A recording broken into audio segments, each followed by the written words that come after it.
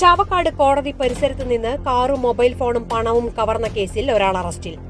തിരുവത്ര കോട്ടപ്പുറം തിരുവത്ത് റമളാൻ വീട്ടിൽ 36 വയസ്സുള്ള അനസിനെയാണ് Chavakkad police station sub inspector Sarath Soman arrest ചെയ്തത്. ജനുവരി 6 ഉച്ചയ്ക്ക് 1:30 ചാവക്കാട് കോടതിയുടെ മുൻവശം വെച്ചാണ് കേസിനാസ്പദമായ സംഭവമുണ്ടായത്. അനസും കണ്ടാലറിയാവുന്ന മറ്റു 2 പ്രതികളും കൂടിയാണ് കൃത്യം നടത്തിയത്. അന്നക്കരയിലുള്ള വടേരി വീട്ടിൽ രതീഷ് എന്നയാളെയും ഭാര്യയുമാണ് ഇവർ കവർച്ചയ്ക്കിരയാക്കിയത്. കേസിലെ 1ഉം 2ഉം പ്രതികൾ രതീഷിന്റെ കാർ എടുത്തുകൊണ്ടുപോയ സംഭവവുമായി ബന്ധപ്പെട്ട് ചാവക്കാട് കോടതിയിൽ പരാതി നൽകാൻ വേണ്ടി എത്തിയതായിരുന്നു ദമ്പതികൾ.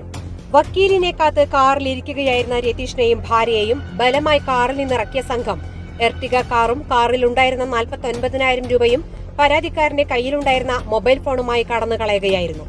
സാക്ഷികളില്ലാത്ത കേസിൽ ശാസ്ത്രീയമായ പരിശോധനകളിലൂടെയാണ് പ്രതിയെ അറസ്റ്റ് ചെയ്തതെന്ന് പോലീസ് പറഞ്ഞു. കേസിലെ മറ്റു പ്രതികൾക്ക് വേണ്ടിയുള്ള അന്വേഷണവും അവർക്ക് കൃത്യത്തിലുള്ള പങ്കും പോലീസ് അന്വേഷിച്ചു വരികയാണ്.